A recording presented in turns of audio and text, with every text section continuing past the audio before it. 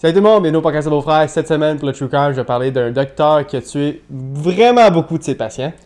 Puis pour la deuxième partie, je vais te montrer comment on se fait mentir par rapport à notre calendrier puis comment ça impacte notre vie. Nice. Ça sonne bizarre, mais comme... J'ai hâte d'entendre ça. hear me out. On y va.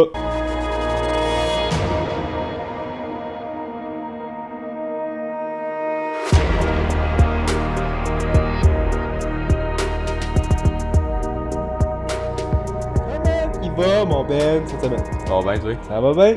Je suis encore sur ma streak. T'as pas lâché? Non, attends, dimanche, ça a fait 77, so lundi, mardi, mercredi...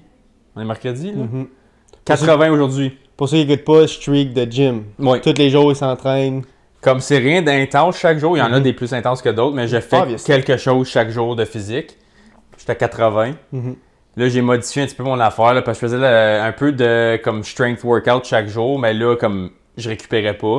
Fait que là, j'ai changé. Je fais comme une journée, je m'entraîne fort. L'autre journée, c'est comme mobilité et récupération. L'autre journée, je m'entraîne fort. Fait que là, j'ai un peu plus. Ça fait comme 4-5 jours que j'ai commencé ça. C'est déjà un peu mieux parce que je trouvais que comme je faisais plus de progrès côté force parce que j'étais tellement sore tout le temps, ça récupérait jamais à 100%. So, c'est un bon challenge pour la tête, mais pour le corps, comme... Quand ça tente de faire des weights, là, puis ça tente, tu veux Mais faire... t'as trop mal, puis t'es C'est comme... OK, d'habitude, si je prends une 60, je peux en faire 8, puis là, en ce moment, comme 8, ça chauffe, puis je suis comme... Ça fait 8 fois que je le fais, j'aurais capable d'en faire 10-12 par ce point-ci. Puis là, j'ai déjà slacké un peu sur le volume, puis c'est déjà mieux, là.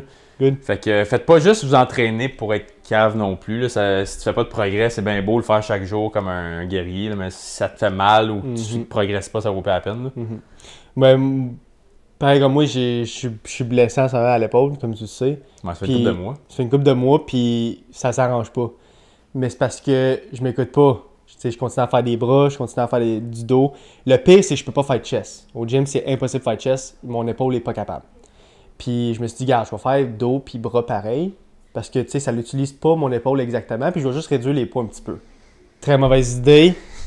Ça marche pas. J'ai encore autant mal. Fait que là, je pense qu'il faut que j'attende un bon bout. Je vais enlever dos. Je vais faire juste un petit peu de bras, mais des bras que tu n'as pas besoin de... Avec des câbles. Avec des câbles, des bras avec des câbles, avec comme que ça target seulement un muscle. Parce que... Là, je sais pas, je vais peut-être te le montrer après le podcast, là, mais quand que je flex, comme cette pose-là, tu vois que mon bras gauche est beaucoup plus petit que mon bras droit.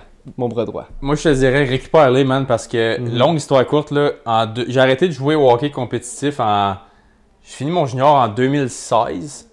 Puis cette année-là, je m'étais fracturé la clavicule. Puis c'était dans le temps que je m'entraînais le plus fort de ma vie. Okay? Comme je courais tout le temps, je m'entraînais au gym religieusement, je skippais rien. Je comptais comme à Tissot, je mettais sur mes affaires, comme à Tissel, je mangeais. Ouais, ça c'est fucké. Je trackais tout, là. Mais comme j'avais un résultat en tête, je voulais absolument l'avoir. Puis je roulais, j'avais 19-20 ans. Là. Tellement d'énergie à comparer live. Là. J'en ai encore, mais comme dans ce temps-là, c'était fucking sky high. La vie nous a rentré dedans. Ah, man. Travailler temps partiel, jouer au hockey, va à l'école, c'est facile. Là. Ouais. Mais j'ai recommencé trop vite. Puis je vais encore faire des massages sportifs à chaque 2-3 mois pour la même blessure. Puis ça fait 9 ans que j'ai eu. En avril, ça va faire 9 ans que j'ai eu cette blessure-là. C'est encore pas parti. Ça a été jusque dans mon cou, ça a été jusque dans le bas de mon dos. Ça a le mal à changer de place parce que tu changes ta posture, tu changes comment tu dors, tu changes comment tu stretches, tu changes comment tu marches, tu changes comment tu bouges. Ça affecte tout. Puis over les années, c'est pour ça que tu vois du monde qui font des métiers, qui prennent pas soin de leur santé. Ils arrivent à 40 ans, leurs genoux sont finis, leurs dos sont finis. Ouais. Puis t'en vois qui ont 65, ça fait 50 ans qu'ils travaillent physique, ils sont top shape parce qu'ils prennent soin de leur corps et ils mangent bien. So, lâche le chest puis le bras un peu, puis laisse-les guérir. Ouais. Fais des exercices de mobilité. Là. Ouais. Parce que c'est important. C'est important pour plusieurs choses. L'affaire, c'est que je pourrais me blesser à ma job n'importe quand à cause que je suis déjà blessé. Je pourrais me blesser encore plus. Puis ça va être encore pire que si t'avais juste attendu comme un mois à rien faire. Fais des jambes, fais-toi chier. Ben c'est ça que je fais, fait que là j'ai la misère à marcher. Fais des jambes, fais des abs, fais des abs, mollets. jambes, cardio. Là, on a fait cardio abs hier, on retourne faire cardio abs tantôt. Est-ce que c'est plat ça en plus? Mais moi j'aime ça cardio. J'aime ça être sur mon sel un peu, puis faire du cardio. Puis... Mais c'est pas du cardio intense. Je vais faire du bike pendant 30 minutes, puis 25 minutes de marche en pente. En pente, grosse pente. Ouais. Stairmaster, je peux voir que c'est comme... Mais Stairmaster, c'est pour faire des jambes, c'est pas du cardio ça. Mais tu peux l'utiliser pour les deux. Oui, mais c'est pas le meilleur pour le cardio. Ça, c'est moi, je mets le Stairmaster dans mes workouts de jambes, mettons. Ouais, tu le mets à grosse résistance puis tu pèses fort. Ouais. Ouais. Ça c'est pour faire chier ici. Là. Anyways, Là, on parle de meurtre. on va parler de tueurs en série. Fuck les jambes. Fuck les gens. On va y aller vraiment. Moi, j'en reviens pas que j'ai jamais entendu. On va y aller avec le showgram, là. Ouais. J'en reviens pas que j'ai jamais entendu cette histoire-là. Mm-hmm. Parce que c'est l'un des plus gros tueurs en série que j'ai jamais vu. Que j'ai jamais parlé sur le podcast. Le plus grand nombre de meurtres que j'ai vu. Je suis pas mal sûr que c'est le plus grand nombre. Ok. T'es sûr? C'est vraiment haut. Parce qu'on a un qui a eu plus que 100 déjà. Là. Ouais! Ok, Ah ok. ouais! Non, oui! C'est plus haut que ça, là. OK? Puis, ça a pas fait... J'en ai jamais entendu parler. Fait que je vais juste y aller. Puis, comme j'ai dit dans l'intro, c'est un docteur.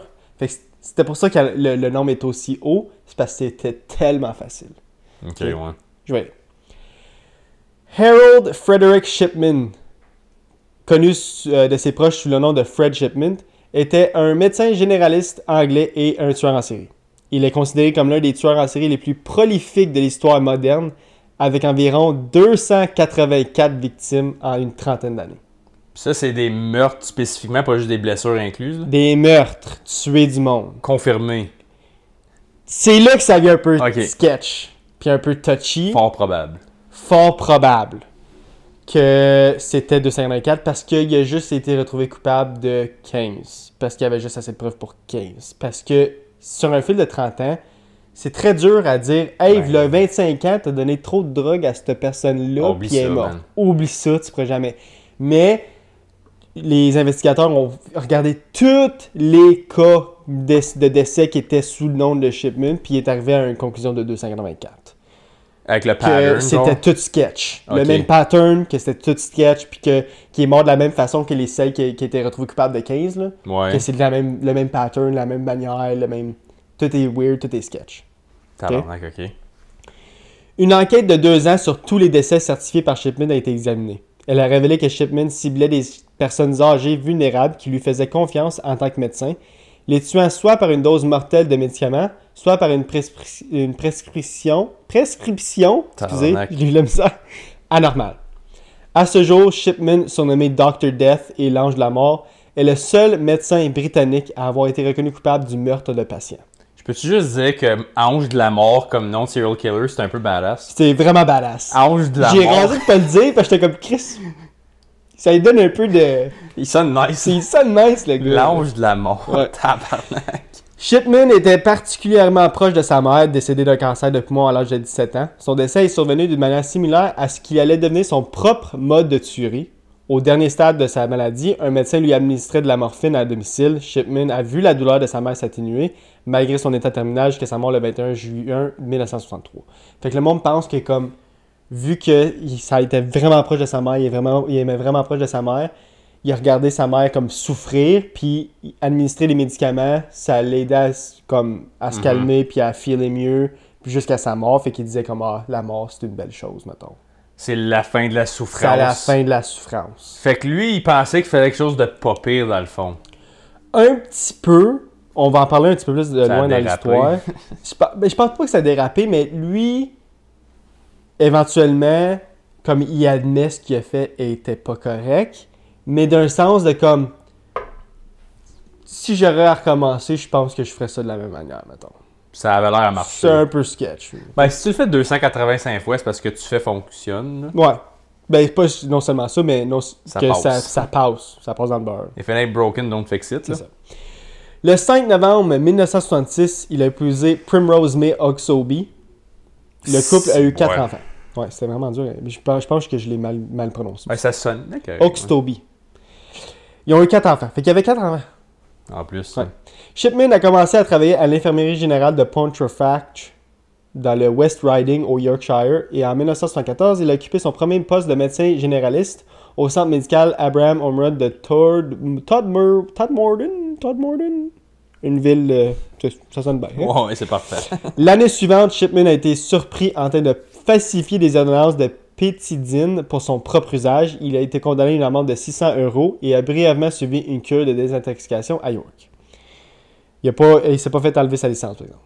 Juste une grosse amende, puis une grosse amende. 600 €, mais en 1974, je pense que 600 € c'est beaucoup. Ça va être 3-4 000 piastres Ouais, aujourd'hui. c'est Là. une grosse amende. Shipman a continué à exercer comme médecin généraliste à Hyde tout au long de ses années 1980, des années 1980, et a ouvert son propre cabinet en 1993, devenant ainsi un membre respecté de la communauté. Tout le monde le voulait comme médecin, tout le monde, il était vraiment respecté. Okay. Shipman, en mars 1998, Linda Reynolds, médecin généraliste au cabinet de Brooke de Hyde, a fait part à John Pollard, coroner du district de South Manchester, de ses inquiétudes concernant le taux de mortalité élevé parmi les patients de Shipman. Fait qu'elle a dit, c'est une autre médecin, elle va voir le coroner, elle a dit, Chris, il me semble qu'il y a beaucoup de morts sous Shipman. Genre, c'est weird. Comme c'est vraiment trop élevé. Il était vraiment rendu déjà haut. Mm-hmm. La police n'a pas trouvé suffisamment de preuves pour porter des accusations et a clos l'enquête le 17 avril. Après la clôture de l'enquête, Shipman a tué 3 autres personnes. Tout de suite après. Il a tué 3 personnes. Ça, c'était obviously, ils ne savaient pas sur le moment, mais plus loin, ils ont déduit qu'il a juste continué. Puis c'était les derniers, ça? Non. Non. Quelques mois plus tard, en août, le chauffeur de taxi John Shaw, juste un chauffeur de taxi nowhere, a déclaré à la police qu'il soupçonnait Shipman du meurtre de au moins 21 patients.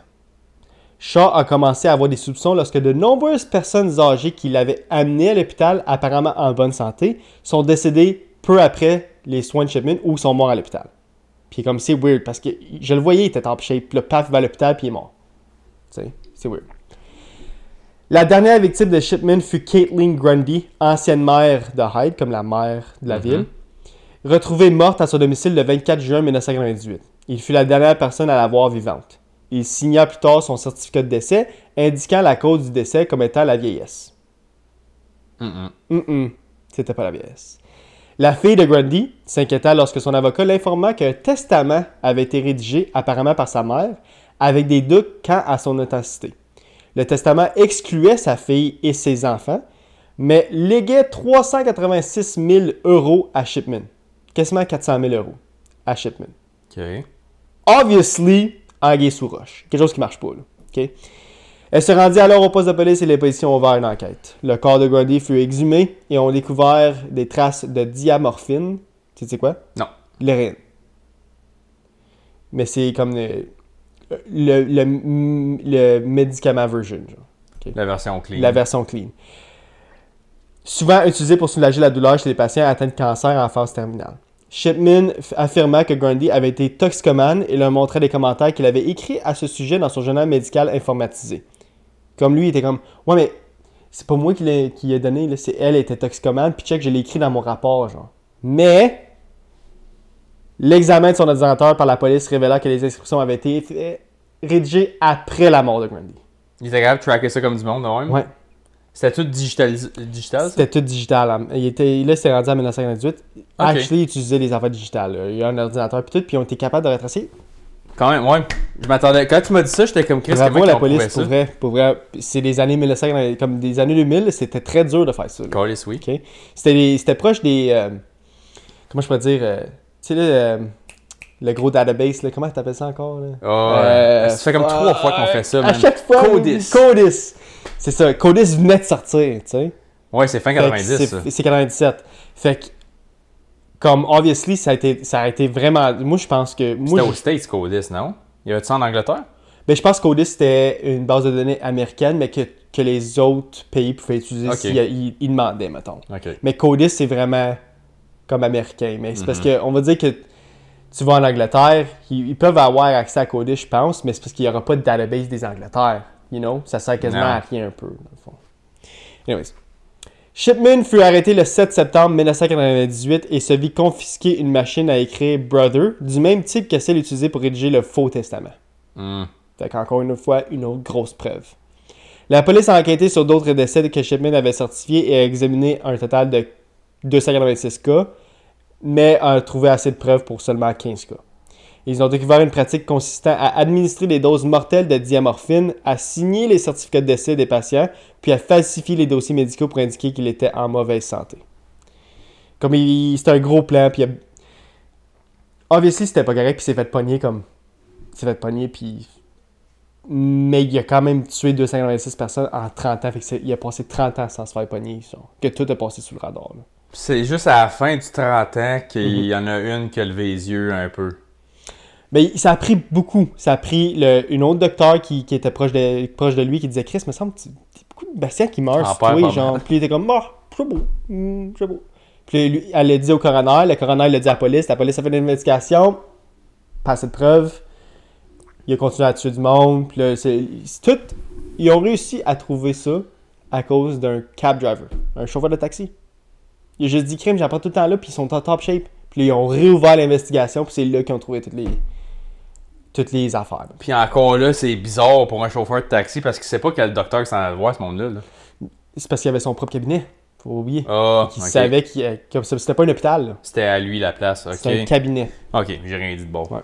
Mais non seulement ça, c'est que on va dire que j'ai vu il a fait une entrevue, le chauffeur de taxi, puis il dit je l'apportais là, j'avais une discussion avec une personne âgée de 69 ans, tu sais, mais elle avait l'air bien en santé, tout allait bien, puis elle arrivait là, elle sortait de là un peu désy, le lendemain elle était morte.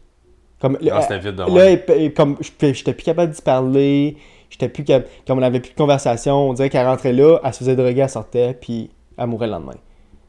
Puis c'est arrivé plusieurs fois, c'est pour ça que comme il y a une lumière qui est allumée. Puis il l'apportait tout le temps à ce docteur-là. Il apportait beaucoup de personnes âgées au docteur parce qu'il était réputé. Tout le monde le voulait comme docteur. Ouais. C'est ça. Puis il savait ce qu'il faisait en plus. Il savait très bien ce qu'il faisait. Le 31 janvier 2000, Shipman a été reconnu coupable du meurtre de 15 patients dont il avait la charge. Il a été condamné à la réclusion criminelle à perpétuité avec une peine de prison à vie. Lui, en Angleterre, ils savent que c'est quoi une prison à vie. Il va rester en prison à vie. Mais, le 13 janvier 2004, la veille de son 58e anniversaire, Shipman s'est pendu dans sa cellule de prison de Sa Majesté à Wakefield, dans le Yorkshire de l'Ouest. Ciao bye! Ciao, buddy. Ceci conclut l'histoire de notre cher Shipman. Belle fin. Belle fin. Tout est bien Ben, pas tout est bien, mais ça finit bien. Ça finit bien. Écoute, je suis quand même surpris que ça a duré si longtemps que ça. 30 ans. Mais c'est parce que là, faut pas oublier, ça passerait pas aujourd'hui. Moi, je pense vraiment que ça passerait pas aujourd'hui. Tu pourrais pas faire ça. Tout est trop examiné, il y a trop de monde alentour de toi. Oui, tout est digital au bout. Tout est digital au bout. Tu recules 30 ans, là. Pas 30 ans de 1990, là. Fait que c'était les années 1970, là. C'était très dur de se faire pogner pour ça, là. Ouais. C'est comme si tu mets Dahmer.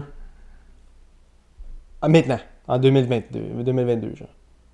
Je pense pas que ça aurait été aussi facile de le faire. Tu sais, c'est pour ça que là, tu vois moins, comme en 2024, en 2025, tu vois moins des gros tueurs en série. Il y en a encore, mais t'en vois encore moins parce que c'est tellement dur de devenir, parce que t'es watché de partout. Tout est comme tu peux être soupçonné tout le temps, n'importe comment, de n'importe quelle manière. Il y a de l'ADN, des fingerprints, il y a tellement trop d'affaires que le monde ne veut juste pas prendre de chance. Ouais, où c'est que ton téléphone s'est fait piner, lequel router t'étais connecté dessus, quelle recherche internet t'as fait. Le nombre de cas que j'ai vu que c'est juste grâce au téléphone cellulaire qu'il y avait dans sa poche qu'ils l'ont pogné. Je comprends pas encore aujourd'hui. Ça va être le stress ou la panique parce que je suis comme. Comment le monde que t'entends que c'est comme son cellulaire s'est fait piner là, pis là, pis là. Mais il y a besoin de GPS peut-être? Ouais, mais moi, si je viens de tuer quelqu'un, là, j'ai appris à map avant, là. Comme tu le sais que ton téléphone va se faire tracker si ça link à toi, là, tu le sais. Oh, mais tracké avant, ils vont savoir que t'as été tracké avant, ton cellulaire. Non, mais comme admettons, moi, je m'en vais tuer quelqu'un, là, puis je laisse mon téléphone ici, là. J'étais chez nous tout le long, tu sais pas. Tu sais? Je suis d'accord, mais. Ok, ouais, je comprends ce que tu veux dire, mais. Encore là, c'est. On va dire qu'il y a besoin d'une place pour cacher le corps, genre, mais il veut savoir comme où qui est, puis... Ouais. Comme, obviously, il pense pas. Obviously, moi puis toi qui vit un peu dans le true crime, moi qui est vraiment actif dans le true crime, puis toi qui m'écoute à toutes les semaines écouter une histoire, que là, on le sait qu'on le ferait pas si on serait un tueur en série, on l'utiliserait pas notre téléphone. Comme, obviously. Mais le monde sont pas... Le monde qui font ça, comme habituellement, des tueurs puis tout, ils font ça sur un coup de tête, blablabla. Ouais, en série, ils ils sont plus brillants. pensent pas à ça, genre. Ils pensent pas à ça. Puis les meilleurs tueurs en série qui sont jamais fait pogner, ils savent, comme au plutôt, qu'il faut pas avoir le cellulaire dans la poche. Genre, il n'y aura pas de Dexter en 2025 qui va tenir son téléphone tout le temps sur lui. Là, non. Mais comme du monde de même, ça passe dans le beurre aussi parce que c'est du monde qui rend la société une meilleure place, une place plus sécuritaire. Il est bien réputé, il a sa pratique, il a son cabinet, tout le monde veut l'avoir. Fait qu'il a dû guérir bien du monde en plus, là. Ben, sûrement qu'il y avait une âge limite, mettons. Moi, je pense personnellement que tout le monde qui est en haut de 65, en haut de la retraite, là, c'était très facile pour lui. C'était une autre victime, je peux faire de l'argent, quick and easy, je peux tuer quelqu'un d'autre. Mais tout le monde qui venait, qui était trop jeune, obviously, je pense qu'il prenait pas la chance. Là.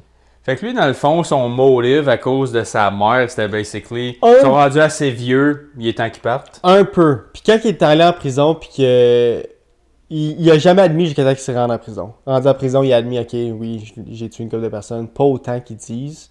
Mais obviously, whatever. Ça change pas vraiment grand-chose. Puis obviously, est-ce que tu vas le craindre, là?